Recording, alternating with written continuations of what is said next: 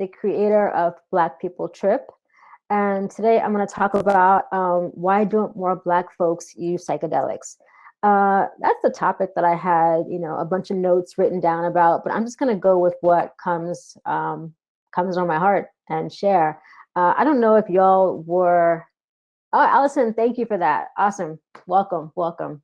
I don't know if you all were on the main stage a minute ago with Gigi Robinson. If you were, you got your life. I know. I was there too.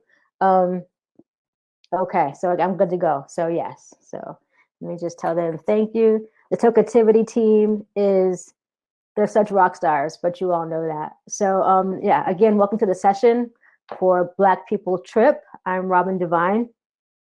And I just want to share a little bit about how I found this space and got into it and why I started the organization. So basically, I was depressed and I was super sad. And I've had depression for most of my adult life, so over 30 years. And it's been a family thing. It's been just passed down from my mother and her mother. And, it's about to stop here because I'm tired of it and we deserve better. So I've been in therapy most of my life. I had, hi Carolyn, I don't know what to do with that, but hello.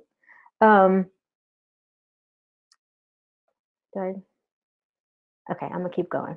I've been in therapy. I had been on, oh, hey Carolyn, I see what I did. I'm gonna talk for a little bit and then I'll open it up for questions and moderation. So give me like 5-10 minutes and then I'll open it back up. So cool. I'm gonna just take it off for a second. Okay. But please come back. It's gonna be a few minutes. So yeah, depression has been all throughout my family, just run us all over. I was in therapy twice a week on tons of meds, Ativan, lithium, Lexapro, Wellbutrin, and they weren't for me. I'm a creative at heart. I'm a writer, and I couldn't write on them. I was just totally numbed out and I wasn't living. And so it wasn't making me any happier. It was just making me a little bit less sad, and just a little bit at that. And so I wanted to find something that was a little less lethal and deadly on my physical body and a little more holistic. And so I was online looking one day for alternatives to drugs. And I found an article about MDMA and psilocybin. And I didn't know what those things were. I had no clue what a psychedelic was. This was just last year in my 40s. But I did my homework and I found out what they were, found out how to get them, found a guide, and did a journey about a month later. Now, here's what happened. Because everything is so underground, finding a guide was hard.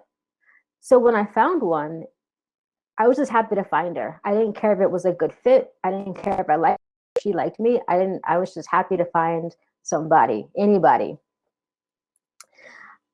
And I didn't know at that point how important set and setting were. And I'll get into that a little bit later. But I went to this woman's house in Brooklyn, and it was a white woman. And like I said, I was happy to find her. And our first trip was fine. It was actually very, very beautiful. And it was fine. It's great. I went home and I said, I want to do it again. Came back in 2 months. And at that point, it was the time around of the Black Lives Matters protests had been starting. The George Floyd's murder was taking place. And I, as a Black woman, as a Black queer woman, I was crushed. I was devastated. And I went to her, and this woman had no empathy for what I was going through.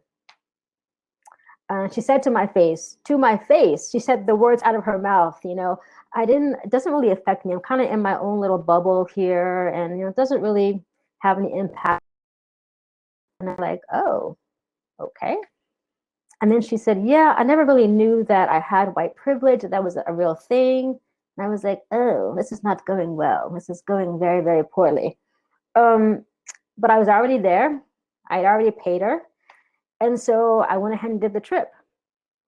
But I was so uncomfortable with her that I couldn't really let go, and I actually fought the trip, which made it very painful physically and emotionally, and just wasn't good. And so after that, I knew that I wanted a Black guide for my next trip, or a Black trip sitter.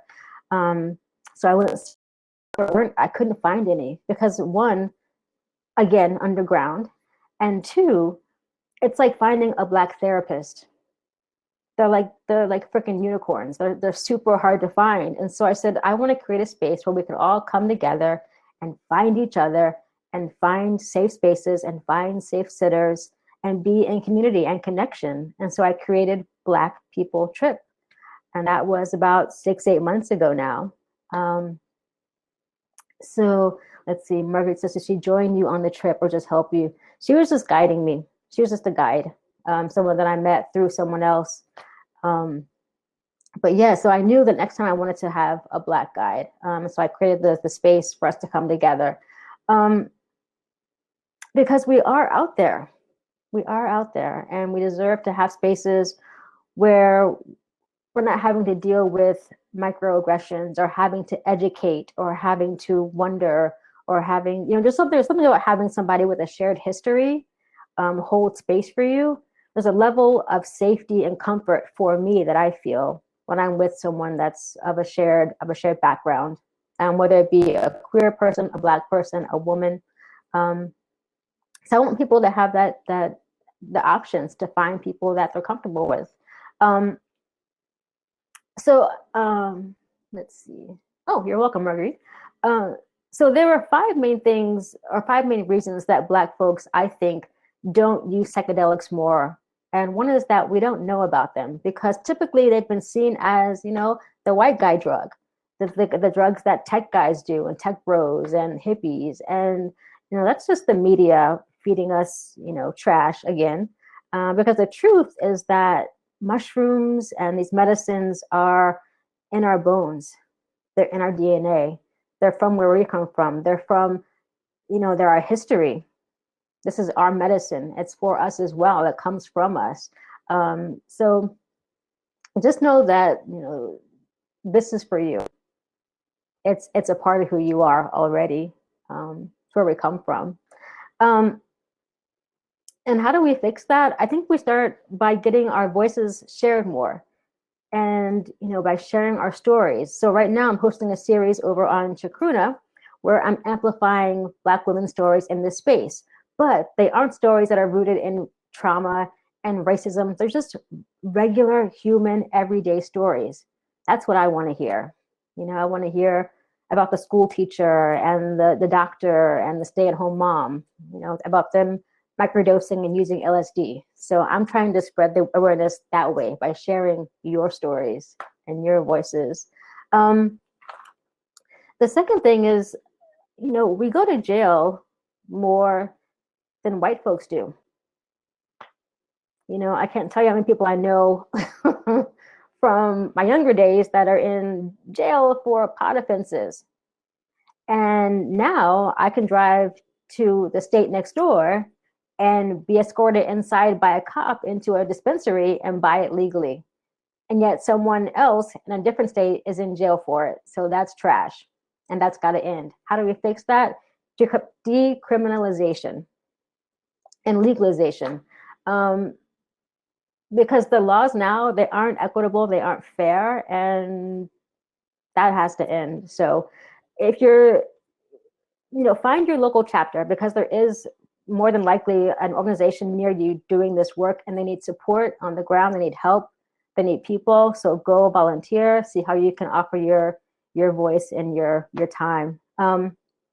Nadia says, what about women of color? I'm Latina and I love incorporating psilocybin into my cacao ceremonies. That's awesome. Yeah, this is for everybody. It's for, I speak to women of color, Black women, because those are my folks. And that's who has been kept out, I see, from many areas, spaces in life. And this is one that I want to change that. I want to make sure that Black women have a space and a voice in this community. So that's who I show up for. But yes, it is for all of us, definitely. Third reason we don't use it is lack of diversity. I think with clinicians, there just aren't enough regular therapist, Black therapist. I'm lucky that I found one that I found a Black woman who actually supports my use of psychedelics.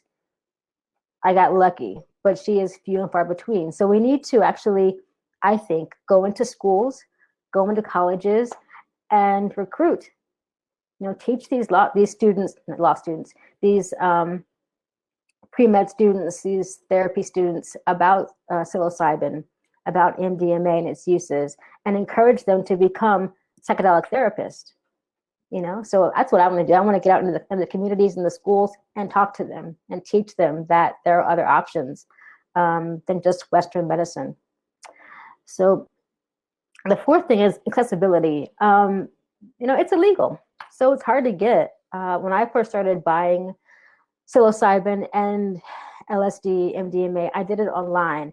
And let me tell y'all, I got scammed 3 times online. I lost probably $1,000 trying to, because I didn't, there's no guide that says go buy here, so you have to, it's just trial and error. But now I know that you have to just talk to people, make connections, build community, and then it'll come to you. And I know that sounds corny as hell, but it's true. It will find you. So just stay open and do not buy off Twitter. Please, Lord, don't do that. Don't do that.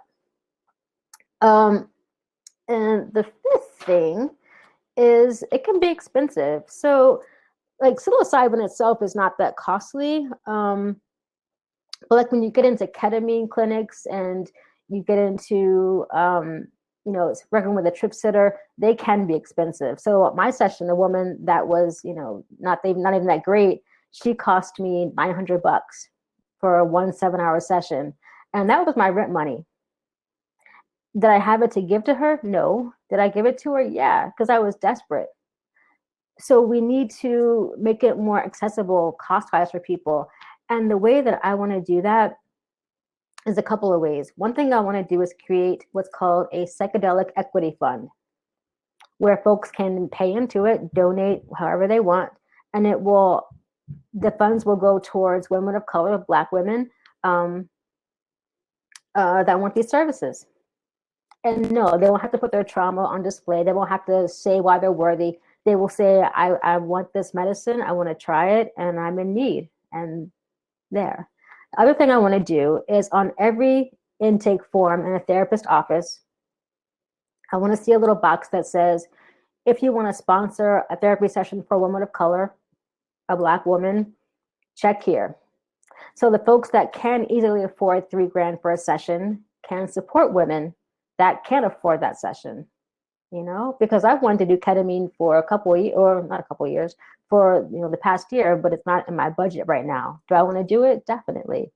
But it's kind of out of reach. So I want people to be able to afford these medicines.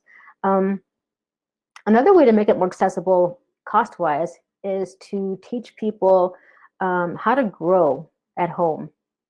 So another thing that I'm doing is I want to go out into communities and I want to teach how to create their own little grow pod so they can grow for their family and friends, and they can teach others how to grow.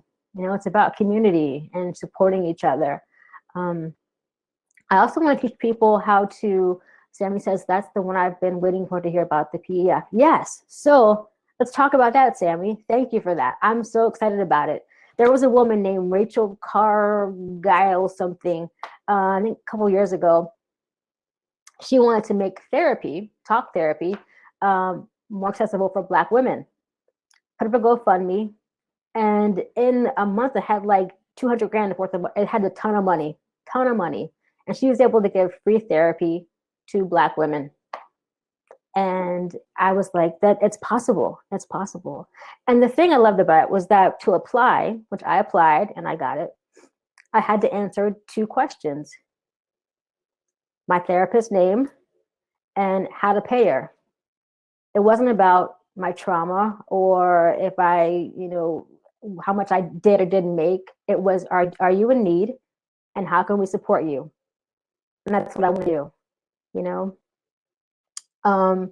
So Peter Addy, the Equity Fund Project is doing, never heard of that. Thank you for that. I'll check it out. Definitely want to connect with them. Definitely. Yeah. I just want this medicine to be available to whoever wants it. So I'm doing a few things, and it's actually like 6 things to make this medicine more known in Black communities. So one thing I'm doing is I'm putting together a resource guide. It's called the Blackity Black Resource Guide, because why not? And it's going to have Black trip sitters, Black mycologists, Black integration therapists, anybody that you could want to find in this space will be in that guide. And it'll be people that are vetted, that are safe, that you can trust and you can find and connect with. Second thing I'm doing is I really want to get funding to go into communities and teach folks how to grow, how to trip sit, how to do these drugs safely, and just give them education, and then they can go out and do it for more people. And so it spreads in that way, just about education. So I'm setting up right now a nonprofit to get grants to go do that. So if you know of any funding sources, let me know. If you want to volunteer, let me know, because I need to build a team to help me do that. What else? I'm putting on a conference, hopefully in 2023, of Black people, people of color as well in this space, so that we can come together and connect and learn from each other. Because let me tell you, there's something about Black people in circle together, in community together. I've never been in circle with Black women before, and I would love to do it because we heal such, I can't explain, I don't have the words for it, but like in the people that I've been with so far to trip, it was very quiet, very reserved, their music, the eye shades, and I wanted to get up and dance and move, and I wanted to hear music with drumming in it, and I wanted to hear someone like Gigi singing, behind me, and just really tapping into my the depth of who I am. And so I really want Black people to be able to have those circles and those safe spaces, because this medicine, let me say, Western medicine was not created for Black folks. It just wasn't. Our place in that was we were test subjects. The outcomes weren't for us. It wasn't created for us. So that's what our option is right now. Western medicine, what we've been offered.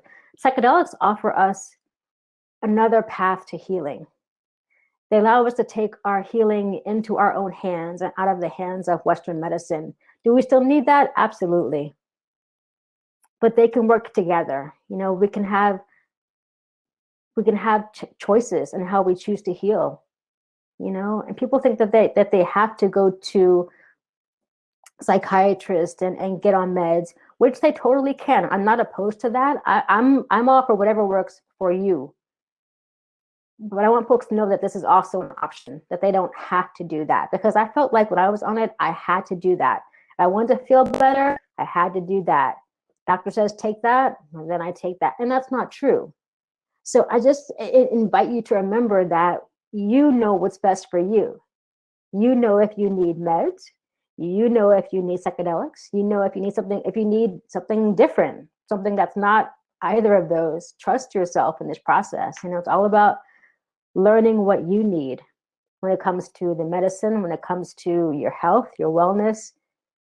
So let's see what's the eye shades thing is very confusing. Marguerite says, does anyone have a good experience with that?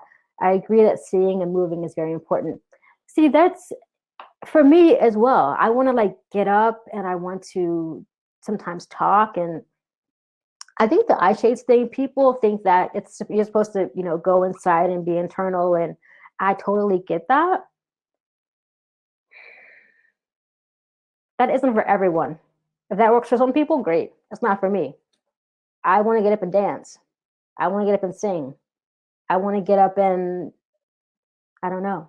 That's what's in me. That's how I heal. So I think it's about finding what works for each person. Um, so yeah. See how I am with time. I don't even know. Um, yeah. So a couple of just last minute tips that I want to share about is safety. And this came up in the last which I really enjoyed. And safety is so important. So safety first with your medicines. So unless you're growing your own, even if you are growing your own, you still want to know that it's a good batch to take. So learn what's safe, what isn't, what's when it's not a good batch anymore. Learn that for your mushrooms if you're doing that. If you're doing MDMA, LSD, DMT, buy a test kit. It's super simple. Go to Amazon.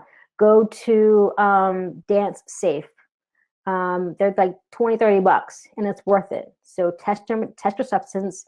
Make sure that you're taking a safe substance because that's, just be safe. Be safe. Take care of yourself. And then safety in who you're around. Yeah, my last guide was not safe.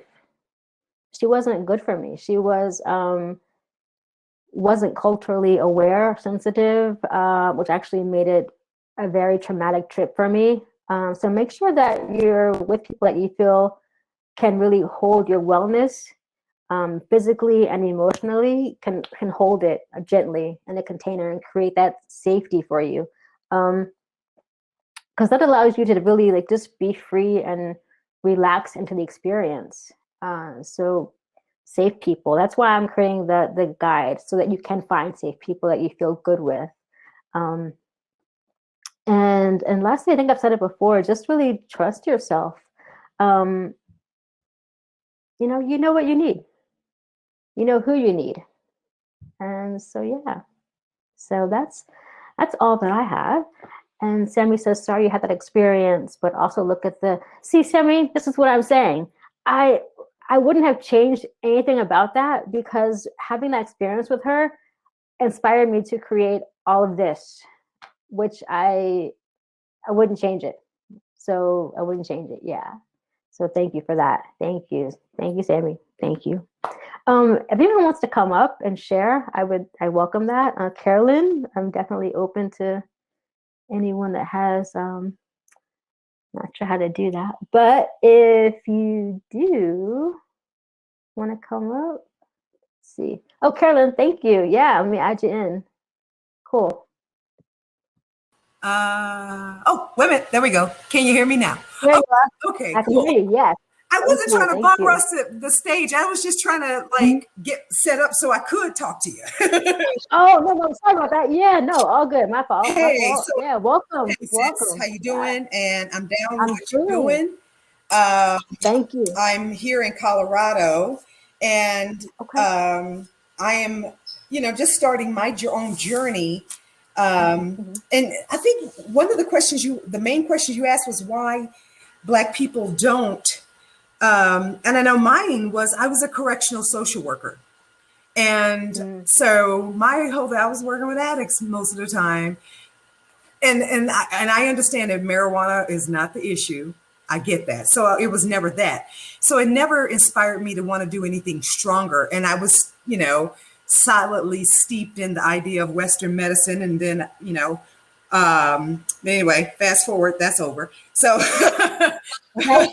let's just say that's over. But I would love Fair to, enough. when you put this thing together, I want to be someone to be a guide because I believe I can do that after working with so many women in social work. I get it. I get my Yeah. own stuff. Let's do it. Right? Yes. Yeah. So I want to bring it to the table and make use of all that time I spent dealing with stupid cops. You know. Yes. Put it to use. Yeah. I mean, we need everybody out there. It's going to be a community effort to heal as a collective. So I welcome everybody that wants to show up for that. So thank Oh, you. for sure. And Thank I you. wanted to always mention that the mushrooms for me, I spontaneously stopped drinking. That was a huge, huge one for me. Because it wasn't like I was out there drinking and driving and stuff like that, but I was just drinking every day, a couple of glasses of wine every day. And it's like, it wasn't serving me whatsoever. So that third mushroom, that third trip, and I woke up the next morning and I felt amazing because the voices in my head weren't telling me I was shit. And, Right. but I also was like, I don't want to drink. Okay, well, I guess I'm not drinking. And I have been able to stay, sober around that. It's amazing. So that's all I want to say, sis. I'm here making dinner. Please, please, please find me because I do want to talk to you I about already being a part signed of up for this. your And Instagram. Don't worry about that. oh, nice. All right, Grandma. We'll connect. We'll All right, connect. I'm out. Thank you. All right. Um, I love that. She was sharing about Carolyn about not drinking anymore, and I had a similar something like that. On a personal note, we can all share here. We can be honest. I self-harmed for about 30 years of my life. 30 years. And it wasn't until I got into mushrooms and that I was like, oh, no, I don't want to anymore. I want to be kind to myself. The mushrooms have really reparented me and made me kind to myself. They won't allow me to be harsh with me anymore. They're just so gentle and loving and nurturing. And I love mushrooms. Yeah, I do. And what they can do for us. So, Carol, thank you for sharing that. I appreciate you. And yeah, mushrooms. Anybody else want to share? Or let's see. Thank you, Gigi. I appreciate you. Gigi, oh, I would love to sit in circle with you and just have you sing and let my soul weep and bring all that up. And that was amazing. Thank you for your gift that you just shared with us. I look forward to your session. Everybody, please go join Gigi over there. She was singing something fierce, and thank you. Let's see where we're at. So we got about 5 minutes. If anybody else wants to share, or I can just, yes, Gigi, I'm definitely in for that. Definitely in. So I just want to tell y'all my vision these last few minutes. I want to create these things called sister circles. And I want to go and I want to teach Black women how to hold space for each other. And so I envision there being like 5 or 10 women together, and half are sitting and half are tripping, and they're all in community, holding space, healing, and showing up for each other. And I want to see that in every community, in every city, in every state across this country. So that's my vision. And as soon as I get funding, I'm going to go out and hit these streets and show up for people in these neighborhoods and start talking to people and teaching. And yeah, I just invite you, if you are on your own journey, tell people, tell your friends how it's changed your life. Tell your people that you feel comfortable with, share it with your doctor and tell them, hey, this is working for me, because doctors are really stuck in their own, they think they know it all, and they don't. I'm lucky that I have a doctor and a therapist that are very open to this. They're like, I don't know what you're doing, but you're doing good, and I'm going to learn and I support you. So find those people in your life, um, and yeah, so let me see. What else? Come find me on Instagram. I'm at Black People Trip. We have a great community over there. And everybody's there. We got Black, we got white, we got men, we got older, younger. So it's a space for everybody. But again, who I show up and serve is Black women, because those are the people that are constantly overlooked and underserved. And I am here to fix that, because again, that is trash, and we deserve better. We deserve to be cared for. We deserve good treatment. We deserve wellness. And also my mother passed away very early at 49, and she passed away very unhappy and never found, her place here on earth. So the work that I do here, I do it in honor of her. I do it in honor of her grandmother, of her mother, my grandmother, who also passed away, just deeply traumatized and unhappy, and this shit gets passed down. But me, I'm the last one. I'm the last person alive in my family. And I think it's for a purpose, because I'm here to clear out this ancestral garbage that I've been carrying around for generations. And it stops here.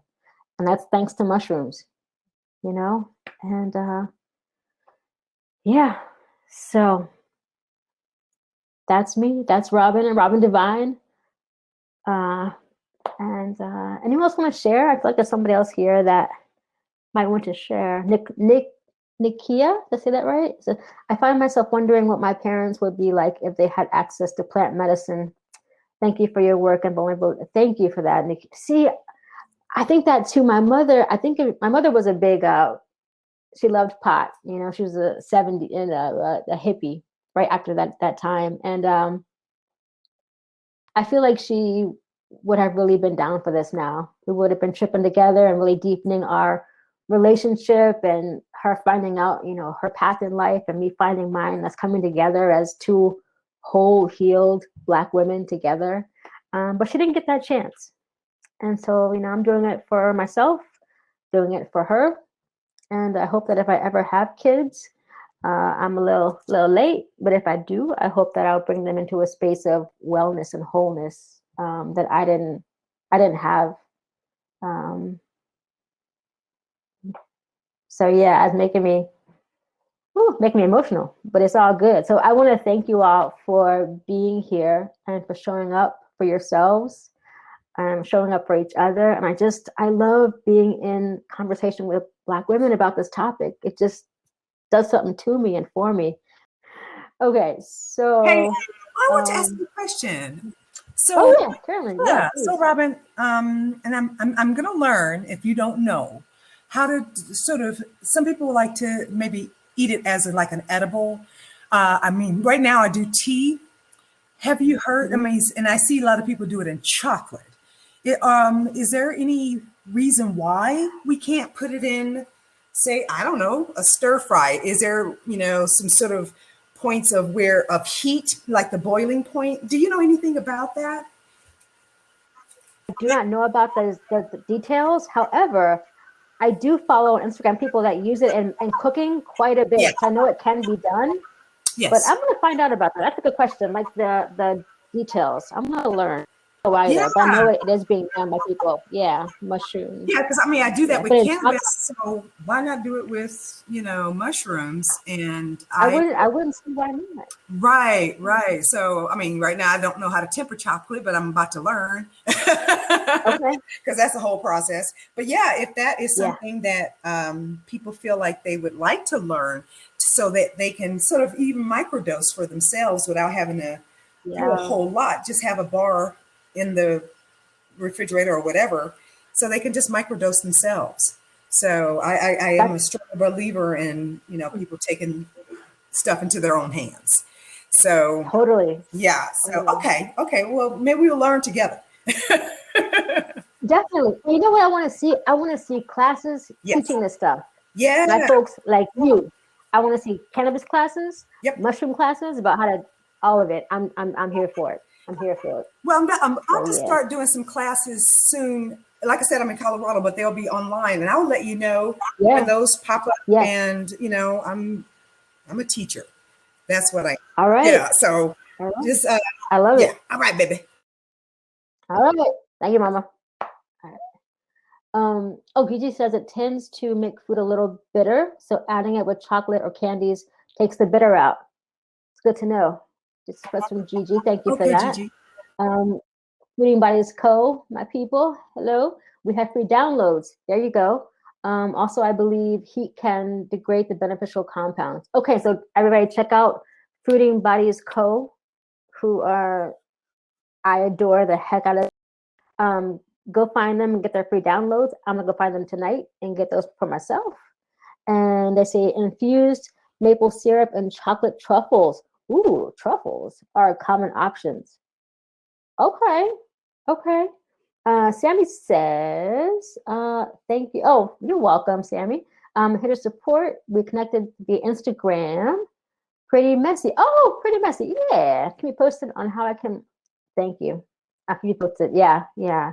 People that have volunteered with the fund or with the anything that I'm doing, I have you written down. I really do. I have a list going. So when I'm ready on my feet and everything is in place, you'll be hearing from me because I'm gonna do this. I mean, this is why I'm here.